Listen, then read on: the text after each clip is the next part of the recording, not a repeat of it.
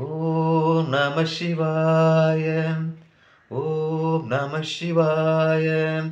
ஓம் நம சிவாய.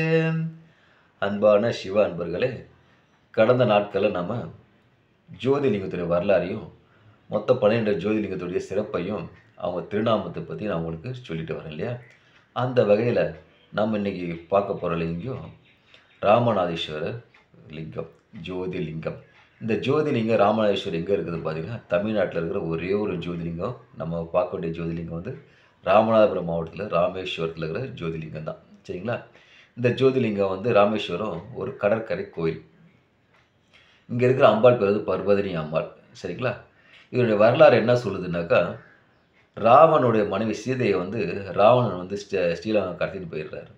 தன்னுடைய மனைவியை மீட்கிறதுக்காக ராமன் வந்து ராவனோட போரிட வேண்டியது வருது. அப்படி போரிடப்படும் போது போர் தொடுக்கிறாரு, போரிடுறாரு, ராவணனை வதம் செஞ்சுறாரு. ராவணனை வதம் செஞ்சோடனே அவருக்கு வந்து ராவணன் வந்து பிறப்பால் ஒரு பிராமணர். பிராமணனை கொண்டுட்டா வந்து இப்போ என்ன சொல்கிறாங்க, பிரம்மகசி தோஷம் பிடிச்சிக்குன்னு சொல்கிறாங்க இல்லையா.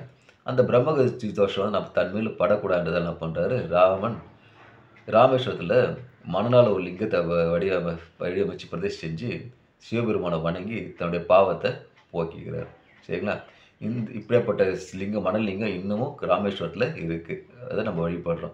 சரிங்களா. இது மட்டும் இல்லை, இந்த ராமேஸ்வரம் வந்து இன்னும் சிறப்பு பெற்றதுனாக்கா, புண்ணியத்தில் யாத்திரை போகிறாங்க காசிக்கு.